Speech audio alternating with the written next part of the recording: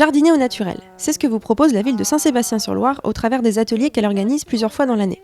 C'est le printemps. Retrouvons Annie Ardois qui nous dit tout sur la plantation des pommes de terre. Les cordeaux déjà, donc ce qui est très bien. Alors par contre, c'est un peu plus compliqué pour travailler le sol, mais c'est mieux de le retravailler, ne serait-ce que superficiellement. Et ça, on le fait à l'emplacement du cordeau. Alors c'est très important de bien choisir ses semences. Comme ça, là d'après vous, lesquelles est-ce que vous mettriez parmi toutes celles-ci en fait? Voilà, celles qui sont germées, celle-ci par exemple, qui est assez intéressante à voir parce qu'on voit que la pomme de terre, elle se flétrit aussi. Hein, parce qu'en fait, quand elle développe son germe, elle va se servir de sa réserve et du coup ça l'appauvrit et elle se flétrit. Si elle-même elle s'épuise, c'est au risque qu'elle ne donne pas grand-chose et puis elle sera beaucoup plus vulnérable aussi aux problèmes de maladie. Donc entre deux plants, on va laisser à peu près ça, 40 cm. Alors quand on a un petit jardin, on peut gratter quelques centimètres, donc se dire 35.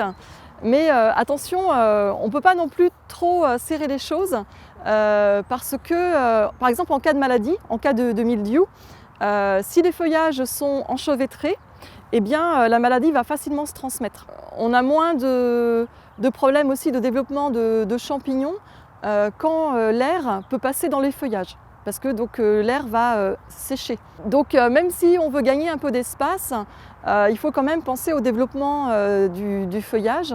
Donc on avait dit la profondeur 10-12 cm. Alors oui, comme disait monsieur, on pourrait très bien en fait tracer un sillon avec la houe. C'est vrai que ça se fait plutôt bien, en veillant aussi à le faire assez profond. Entre deux rangs, on met toujours plus que sur le rang, que l'espacement sur le rang. Parce qu'il faut penser qu'on va devoir aller entretenir et puis à un moment donné récolter. Chez vous, toujours au niveau du rang, veillez à bien identifier le rang. Et puis encore mieux quand on peut mettre une petite pancarte en mettant plantation le 2 avril.